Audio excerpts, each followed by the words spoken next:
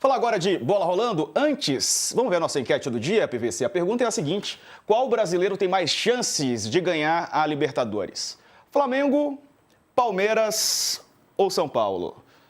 Eu ia perguntar para você, mas vamos deixar, né? Vamos deixar a galera participar. Depois eu quero saber a sua opinião, PVC. Então, deixa eu ver aqui se o pessoal já está participando no nosso chat, lembrando que estamos no ar também no YouTube. O Rodrigo Nunes aqui mandou mensagem pra gente, Danilo Moraes também. E o Andrei falando do Palmeiras, classificado, mas jogou mal, disse ele. A gente vai ter uma conversa boa sobre isso. Sim. Sobre a questão dos mata-matas que o Palmeiras não ganha em casa versus os jogos de Libertadores que venceu em casa e fora de casa e versus a coletiva do Abel de ontem. Bora começar então falando sobre o Palmeiras. A gente tem imagens do jogo do Palmeiras. Foi um empate 0-0. O Palmeiras tinha ganhado o primeiro jogo de 4-0, fez uma boa vantagem, né? Construiu um bom resultado para esse jogo de volta em casa, no Allianz, né? E o empate em 0-0. O Abel manteve ali a base titular, mas mudou o esquema, PVC, colocou 3 zagueiros para esse jogo. Então, eu acho que o Abel usou o jogo de ontem como experiência. E a partir disso a gente vai ver o que ele fez lá em 2023, que foi parecido com o que ele fez ontem. Não funcionou. O Palmeiras jogou mal. O Palmeiras não jogou mal porque mudou o sistema. O Palmeiras jogou mal porque estava desconcentrado no jogo. O Abel admitiu isso um pouco na coletiva, deu uma certa bronca pública dizendo não pode se desconcentrar. O Palmeiras jogou mal. Podia ter perdido o jogo. O melhor em campo foi o Everton. Apesar de ter tido uma bola na trave do Vitor Roque no finalzinho do primeiro tempo, o Palmeiras podia ter perdido o jogo. Não ia perder a classificação. Por outro lado, quando o Palmeiras joga, Musiquinha. joga com o linha de quarto, ele sempre puxa um homem para fazer a saída de 3. Ou o Aníbal Moreno vem por dentro, como tem acontecido, o volante que vem por dentro dos zagueiros e libera os 2 laterais para dar largura pelo campo, é o que ele tem feito. Antes, ele puxava o Marcos Rocha pela direita e fazia a saída de 3 com o Marcos Rocha e os 2 zagueiros. Às vezes, ele puxou o Piquerez pelo lado esquerdo e fez Piquerez, Murilo, Gustavo Gomes. Ontem, ele resolveu dar jogo para o Murilo. O Murilo está há muito tempo sem jogo, desde o Mundial de Clubes, quando ele se machucou contra o Inter Miami. Ele devolveu o Murilo para o time e, como ele devolveu o Murilo para o time, ele botou o Murilo como líbero. Então, o Murilo fazia a saída de 3 por trás dos zagueiros. Júlio Gomes acaba de adentrar o recinto, puxará a cadeira para cá. Daqui a pouco estará entre nós. Ele puxou o Gustavo Gomes por trás, o Murilo por trás, deixou o Gustavo Gomes e Mikael nas 2 extremidades da zaga e fez saída 3-2-5 do mesmo jeito.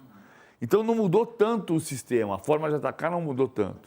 Tanto que muitas vezes as pessoas se espantaram que o Gustavo Gomes apareceu como lateral direito. Por quê? Porque o zagueiro do lado direito muitas vezes se projeta para dar construção do jogo. O Abel não fez nenhum absurdo. O que acontece é que o time não funcionou. Não funcionou por causa da mudança tática?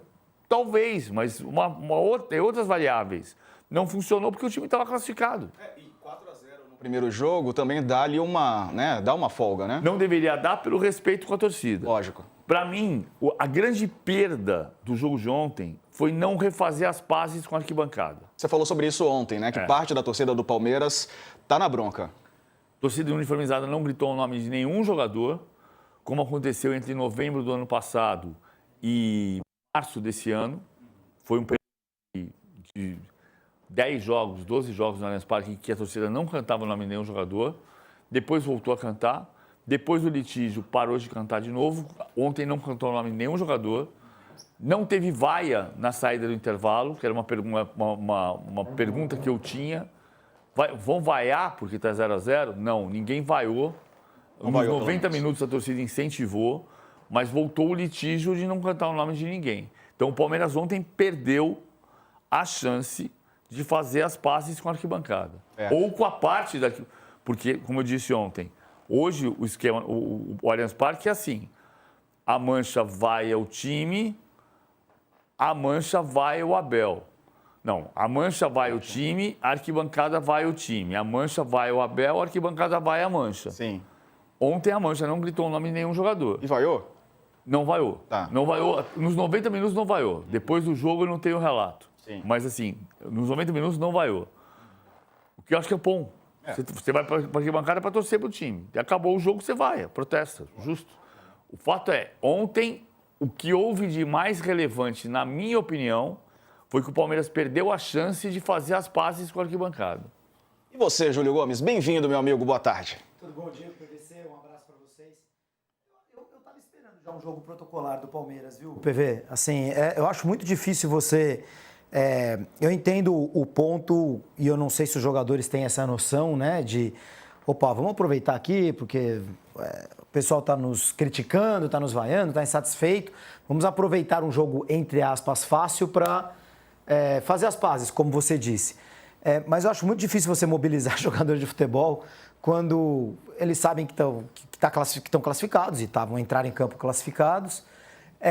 Aliás, o Universitário poupou vários jogadores, né, porque tem clássico contra o Aliança Lima agora no final de semana, então também foi um time alternativo.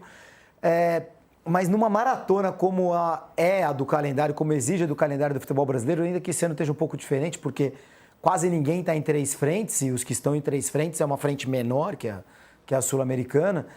Na Libertadores, Brasileiro, Copa do Brasil, não tem mais ninguém, agora com a queda do Botafogo. Então, nesse calendário tão maçante, cheio de jogo, semana sim, semana também, você querer que o jogador se mobilize para um jogo na quarta noite, em que o time já está classificado só para fazer as pazes com a torcida, eu acho que é quase utópico. Porque assim, até mentalmente, né? Exato. A pessoa pode ali estar, mas aí mentalmente dá um relaxamento, né? Acredito eu. Não, claro. E o Abel está testando coisas, vê o time com 3 zagueiros, já viu outras vezes, mas vê novamente com 3 zagueiros, com alguns atores diferentes.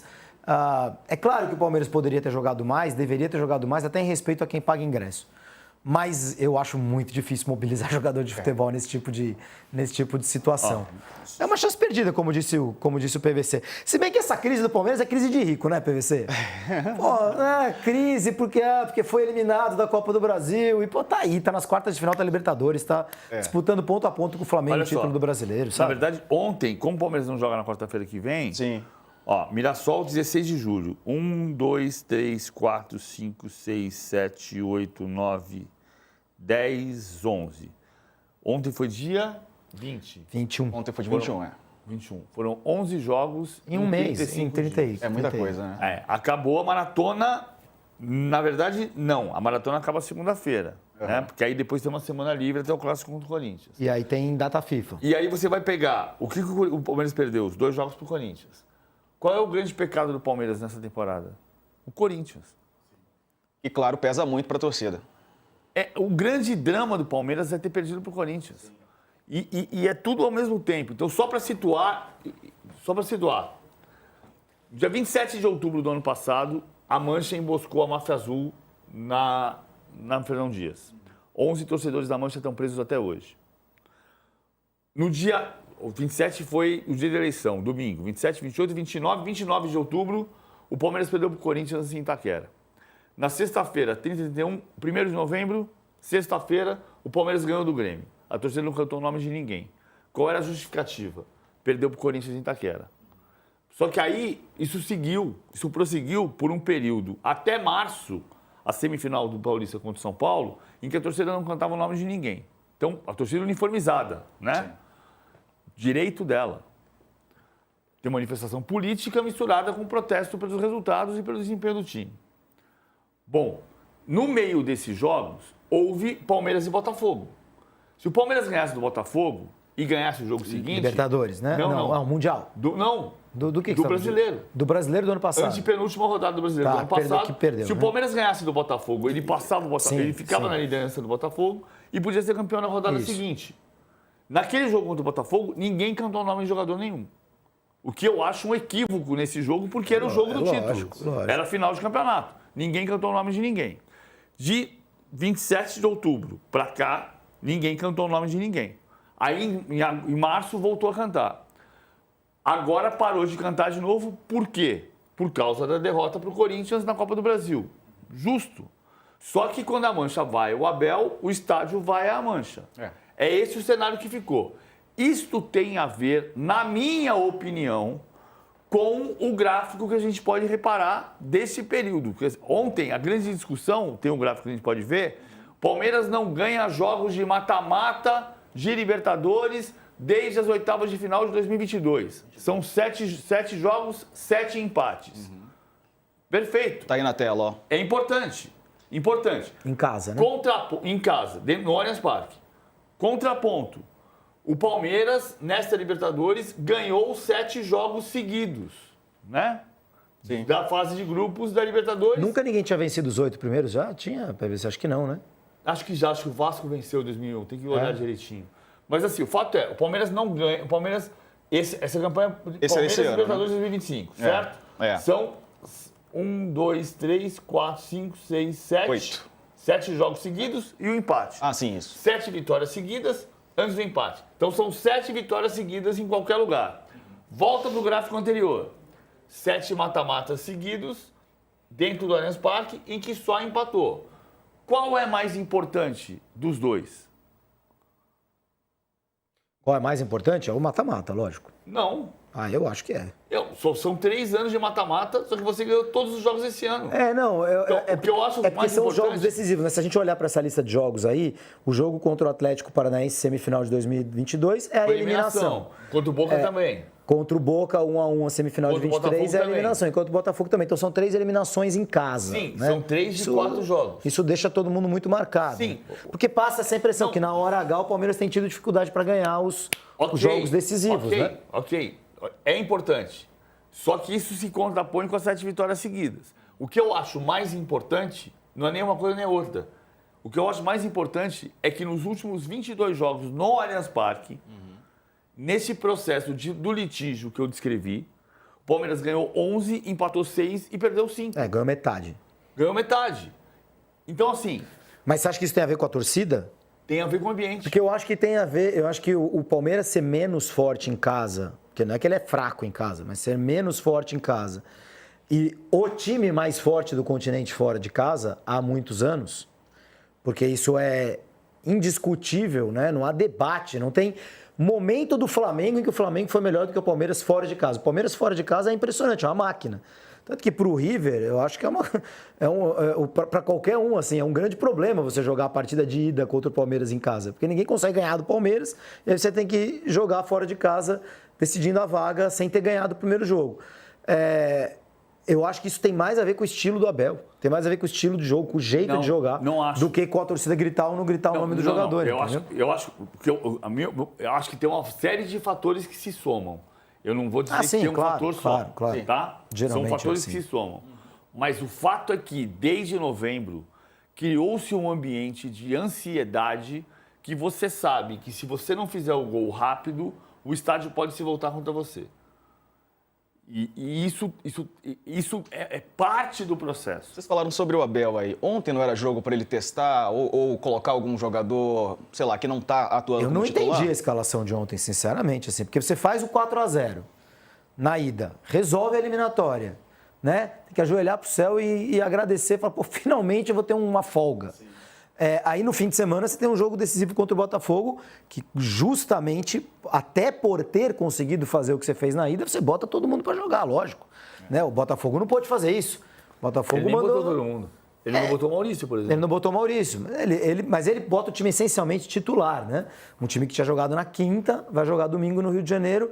Você fala, pô, mas tem que ir com tudo com o Botafogo, tem que aproveitar a situação de Botafogo, jogar com o time reserva, ou quase todo reserva, ganhar um jogo que pouca gente vai ganhar, né? Ganhar no estádio do Botafogo, continuar na briga pelo brasileiro, para depois você ter uma folga na Libertadores. E eu não entendi a escalação do Palmeiras, sinceramente. Até porque é isso, você bota time jogador reserva, o cara entra com mais sangue nos olhos, com muito mais vontade, é muito mais fácil de mobilizar. Sim. Eu entendi que ele fez experiência. Ele não fez experiência de nomes, mas ele fez experiência, né? De sistema. No esquema. Embora ele continue jogando 3-2-5 quando ataca, isso nesse ponto de vista é a mesma coisa, porque quando ele está puxando o Aníbal por dentro dos zagueiros e liberando os dois laterais, o que ele fez ontem foi o Gustavo Gomes defender em linha de 5, quando defendia, que ele já fez outras vezes, mas ele fez 3 zagueiros porque ele precisava dar jogo para o Murilo, e o Murilo está sem ritmo, então ele botou o Murilo de líbero. E aí ele queria descansar o Piquerez, ele testou o Felipe Anderson como ala e o Alan como 8. Ele precisa de um 8. Vamos falar do Andrés Pereira, negociação com o Andrés Pereira está acontecendo. O o Andrés Pereira pode vir para o Palmeiras. Vamos falar sobre isso, sobre o que pode acontecer. Eu acho que, assim, ele não deu... Ele poupou 5 jogadores em relação ao jogo anterior, né? Vamos lá. Em relação ao qual? Do Universitário? Não, do Botafogo. Do Botafogo. Murilo, Felipe Anderson, Alan... não, Tem os Alas e tem os Alans. Esse é qual que é? Esse é o Alan. Alan, Aníbal, voltou a ser titular. Aníbal não, M e Maurício. Ele mudou 5 jogadores em relação ao jogo contra o Botafogo. E botou um time que era para ser competitivo e que jogou mal. Isso. Vamos ver o que disse o Abel, então, depois do jogo, a explicação para esse empate em 0-0. Olha, eu respeito e compreendo a tua pergunta. Até pensei que ias dizer que era a 13ª vez que o Palmeiras estava presente numa meia-final. Isto depois a gente faz as perguntas que quer e tem que as respeitar, mas deixa também lembrar-te disso. Ainda não perdemos nesta competição. Para tu veres o quão difícil é chegar, o atual campeão foi eliminado nas oitavas. E, portanto, eu agarro mais coisas positivas, eu sou positivo aqui e agora. O passado, tu já viste que ninguém quer saber do passado, certo? Portanto, as pessoas querem saber é do aqui e do agora. E o aqui e o agora foi que fizemos hoje um jogo esforçado e os nossos jogadores sabem que podemos fazer mais e melhor. A verdade é que o responsável sou eu, a verdade é que quem trocou a equipa fui eu, quem fez as escolhas fui eu também, mas também é verdade que na Libertadores, nestes últimos 4, 5 anos, as coisas têm sido muito bem feitas. Entendo a tua pergunta, respeito muito a tua pergunta, mas eu prefiro ficar com as coisas boas que estamos a fazer. Uma primeira fase imaculada. Entramos agora nas oitavas de final, como te disse, super difícil. Vocês viram jogos primeira mão super difíceis, os jogos da segunda mão, alguns acabarem em penaltis, quão difíceis são. Portanto, a próxima fase será também difícil. Primeiro jogo lá, segundo jogo aqui. Vamos continuar a fazer o que sempre fazemos. E aí, galera, o que vocês acharam da explicação do Abel? Eu achei que o Abel foi educado ontem. Ele estava bem tranquilo, né? Não, duro é isso ser notícia, né? Não, tudo bem, mas assim, o Marçal, zagueiro do Botafogo ontem, vira para Monique Cardone, repórter, e ela pergunta para ele, você acha que o técnico demorou para fazer as substituições? Ele respondeu, não acho nada. E todo mundo acha normal. Eu vi tua cornetada, mas eu vou discordar de você, viu? Ele foi cordial? Não, eu não acho que ele foi cordial, mas acho que a pergunta foi mal colocada. E o cara no calor do jogo ali... É porque você perguntava... Você acha que a pergunta foi, você acha que o resultado seria diferente se as mudanças tivessem sido feitas se antes? Ele tivesse falado. Pô, você pergunta pro cara que é o zagueiro do time, que não foi nem quem entrou, nem quem saiu, pô. Não sei, pra mim foi mal feita a pergunta. Então tá bom. Mas tudo bem, mas o outro também foi feita pro outro. Você tá cornetando a repórter e eu tô cornetando o jogador. Eu acho que ele foi grosseiro. Eu acho que ele foi grosseiro na resposta. Mas o cara tá saindo do jogo. Não importa. Ele não foi tão grosseiro. Ele falou, pô, não acho nada. Se você não acha que você vai ser grosseiro, você vai falar assim, não vou dar entrevista não. Beleza. Mas ele falou, não acho nada, pô. Eu não acho nada. Como é que não acha nada? Então não dá entrevista. Porque se ele falasse alguma coisa... sobre isso. Se ele falasse alguma coisa... Você acha que o jogador que não... não. Se você perguntar, você acha que o resultado do jogo seria diferente? Se ele fala assim... Se as alterações ele fala assim, é verdade. Se ele falar, é verdade. O técnico demorou um pouquinho pra fazer. Não, eu não acho. Por exemplo, eu podia dar a mesma resposta. Não, eu não acho. Por exemplo, no ano passado... O time perdeu um jogador no primeiro minuto e ganhou o jogo. Então são variáveis que a gente não consegue controlar. Eu não consigo ter uma opinião formada sobre isso. Sim, claro. Daqui a pouco a gente fala sobre o Botafogo. Dava para ter sido mais polite. Não, eu tô dizendo o seguinte. É que o Abel, bem educado, é notícia, porque a gente está acostumado a ver ele mal educado. Mas tem um monte de gente mal educada em entrevista coletiva. Verdade. Então, o Zubeldia cansou de levantar e fazer assim para repórter. E a gente sempre criticou o Zubeldia. Então, é isso. Ontem o Abel, voltando para a Vaca Fria, o Abel foi correto. Tranquilo. Só acha assim, o ponto de você pensar, achei que você fosse perguntar por que só a 13ª meia-final, quarta de final do Palmeiras. Não tem que perguntar isso. Tem uma pergunta que é... Cada um faz a pergunta que quiser, Claro, inclusive. exatamente. Acho que a gente está usando a entrevista coletiva muito como palanque, muitas vezes. Porra, insuportável. As perguntas são mais longas do que as respostas. Exato. É. O que não foi o caso da Monique Cardone. Não foi o caso. Não foi o caso da Monique Cardone, mas o ponto é, acho que a pergunta poderia ser outra se o repórter achasse, mas é pertinente. Tem uma coisa que é importante entender, que é a seguinte, o repórter está fazendo uma matéria. Qual é a descoberta da matéria dele? Que nos últimos 7 mata-matas do Palmeiras, o Palmeiras não venceu jogando em casa. Ele tem uma matéria para fazer. O único lugar que tem para falar com um treinador sobre esse assunto esse aí. é a entrevista coletiva. O repórter vai para a entrevista coletiva e pergunta para esperar uma resposta que ele encaixe na matéria que ele está fazendo. Ele está pautado para isso. Claro. Então, assim, também cabe ao Abel compreender que o Abel não vai entender ou vai entender. O repórter tem uma matéria para fazer. As pessoas falam assim, eu fui explicar para uma pessoa hoje na rua, ele falou assim, não, mas ele está de má vontade mesmo, né? Eu falei, não é má vontade, ele está fazendo uma matéria. A reportagem dele é sobre estes 7 jogos. Sim. Eu acho mais relevante do que os 7 jogos de mata-mata desde 2022, os 11 jogos que o Palmeiras não ganhou em casa de 22. Dos últimos 22 jogos no Allianz Parque, o Palmeiras não ganhou metade.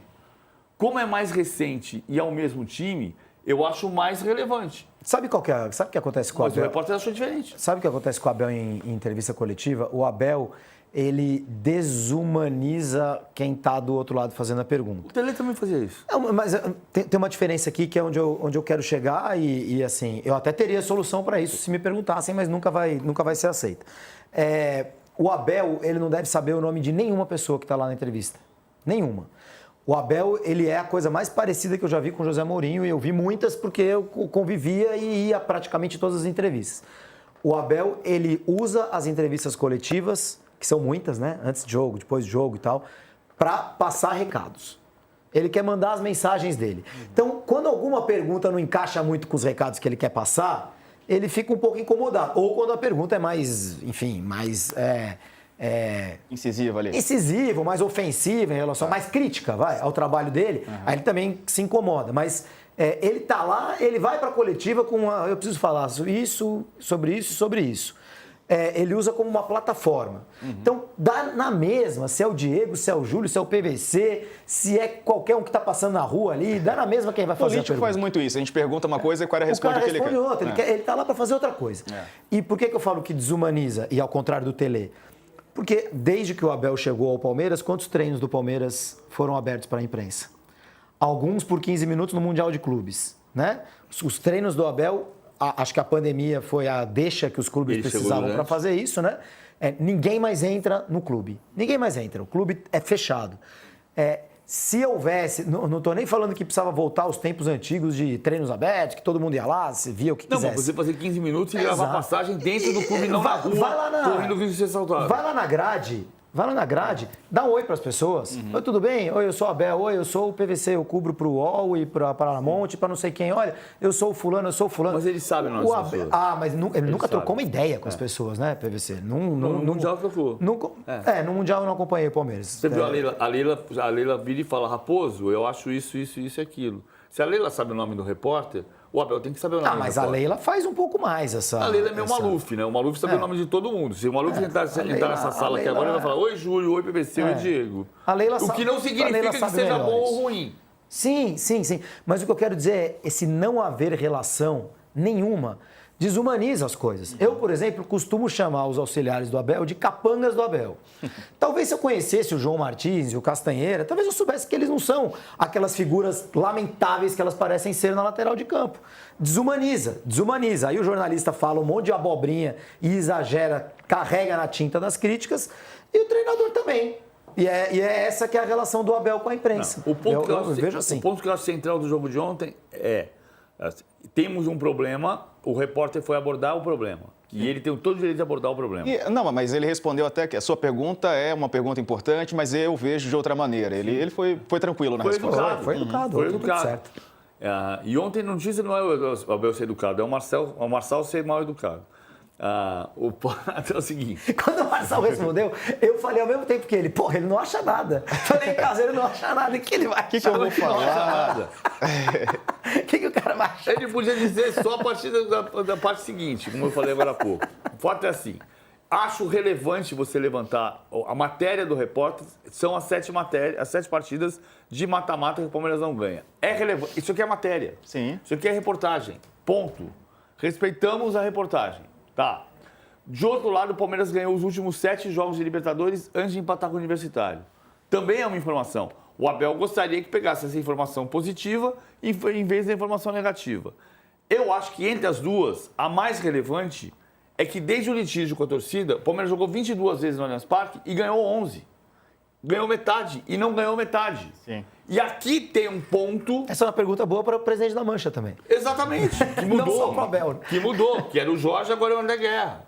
Né? Ou seja, mudou. Porque o presidente da Mancha está preso. Então, isso é um ponto importante porque a gente acaba com a sensação de impunidade. O presidente da Mancha, que era presidente da Mancha em setembro do ano passado, está preso desde novembro. Desde dezembro. Mas 7 meses, né? Não mais, 9 meses. 9 meses. 9 meses.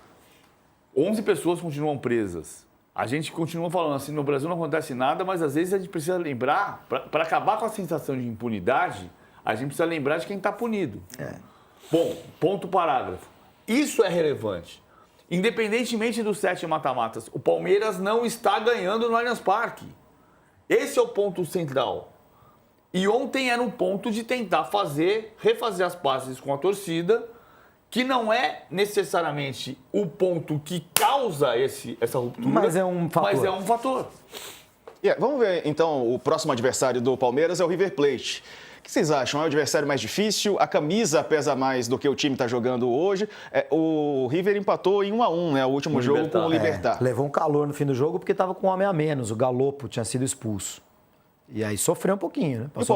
E o Palmeiras aqui pegando o River na próxima fase? Daqui um mês, né? A partida 16, 17 e 18. Vai ser definido na tabela entre 16, 17 e 18, 23 e 24 de 25. setembro, né? Provavelmente vai ser na quarta-feira. Os 2 jogos nas 2 quartas-feiras. Vai ser a escolha da platinada? 17, não sei. 17 e 24, provavelmente, os 2 jogos do Palmeiras. 17 de setembro em Buenos Aires, 24 de setembro em São Paulo. Allianz, Eu a vida inteira vou preferir jogar com o Libertad, apesar do Libertad ter melhorado, que o Libertad teve um momento como clube dominante do Paraguai, caiu e agora está voltando a subir. Eu prefiro a vida inteira pegar o Libertad no Defensores del Chaco meio vazio ali, porque é um time sem torcida, né? Não é um clube popular do país, como são o Cerro e o Olímpia, do que pegar o River no maior estádio do continente. Assim, o River Plate é o River Plate. É isso. Agora, está mais fraco do que em outros anos? Está mais fraco do que em outros anos. Desde que o Marcelo Gallardo voltou para o River não conseguiu fazer muita coisa? Não conseguiu fazer muita coisa. Né? Foi eliminado no Campeonato Argentino, não ganhou no ano passado. O River não tem sido dominante na Argentina ou e nem sequer no continente. O Gallardo não voltou bem para o River Plate. Não. O Gallardo está na mesma preguiça que ele estava lá na Arábia Saudita ali, assobiando no banco de reservas. Mas o River é mais perigoso do que o Libertad. Com tudo isso aí que a gente está falando, é óbvio que o torcedor do Palmeiras ontem estava ouvindo no rádio os pênaltis e torcendo pro Libertad. Lógico. Você concorda, PVC, que pegar o River é mais difícil nesse momento, pela camisa, pela história? Cara, Palmeiras e River Plate é Palmeiras e River Plate. O cara vai dizer assim, mas o River é freguês do Palmeiras, porque o Palmeiras eliminou o River na semifinal de 99 e na semifinal de 2020. Não quer dizer nada. É outro jogo agora.